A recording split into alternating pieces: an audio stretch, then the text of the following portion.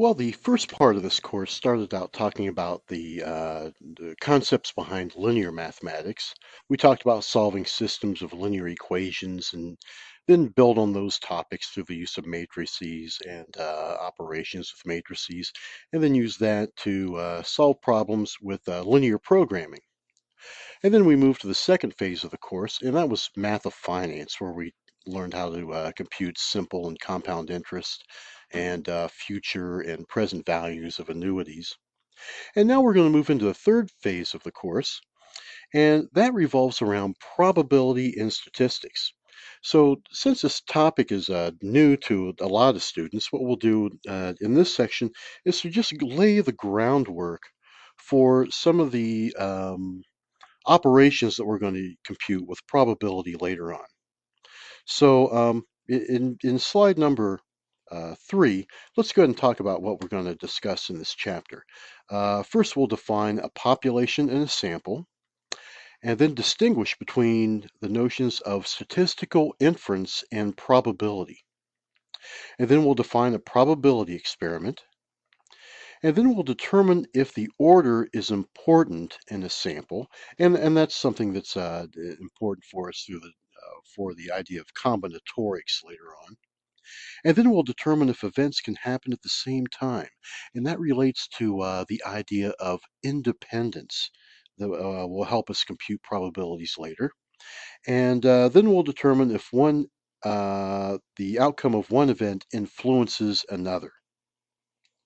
All right, so in slide number 4, let's start out with our fundamental definitions here.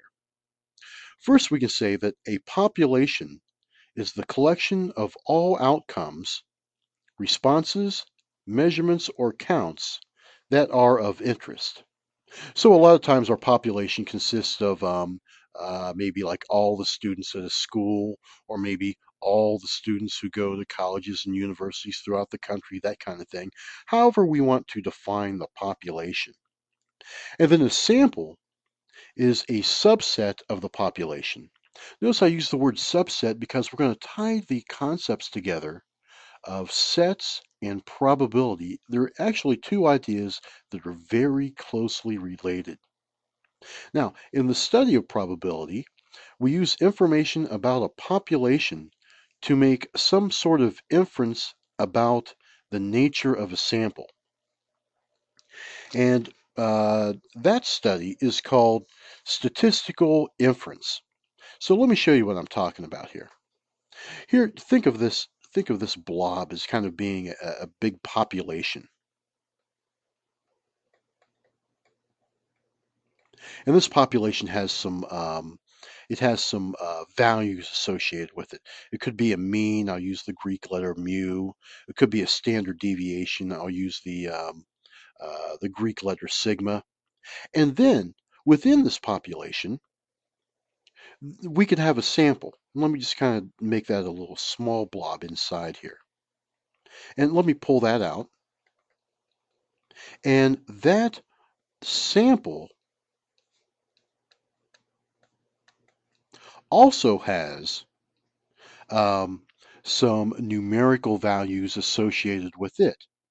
It could have a mean, we'll give it a name, we'll call it X bar, and it could have a standard deviation, we'll call it S.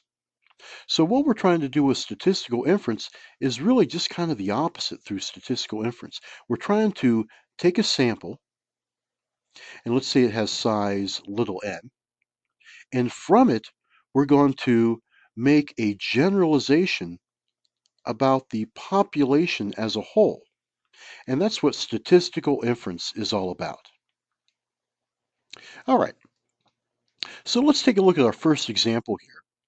And let's classify the following as an example of probability or statistical inference.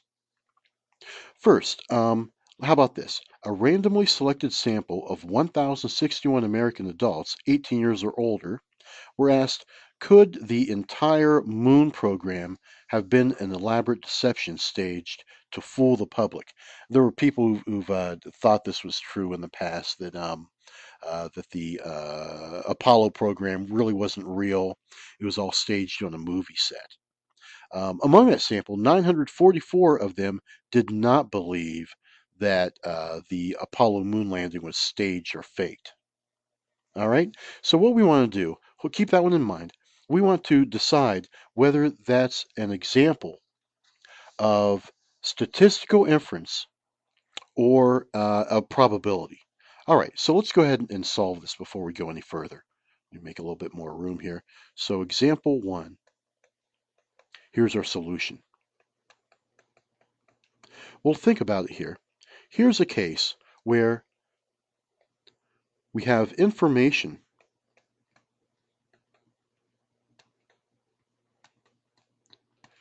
that is gathered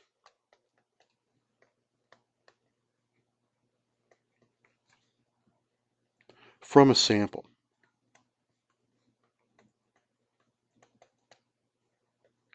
So this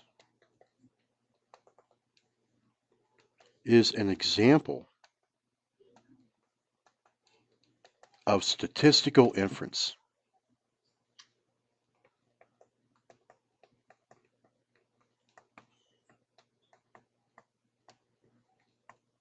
All right, so that's part A. Now, let's move on here and take a look at another one here. In slide number 6, let's classify this as an example of probability or statistical inference. So how about this? In 1997, 10.8% of female smokers smoked cigars. In a sample of 20 female smokers selected at random, 2 of them smoked cigars. Well, think about it. Here's a case where the process represents a probability experiment.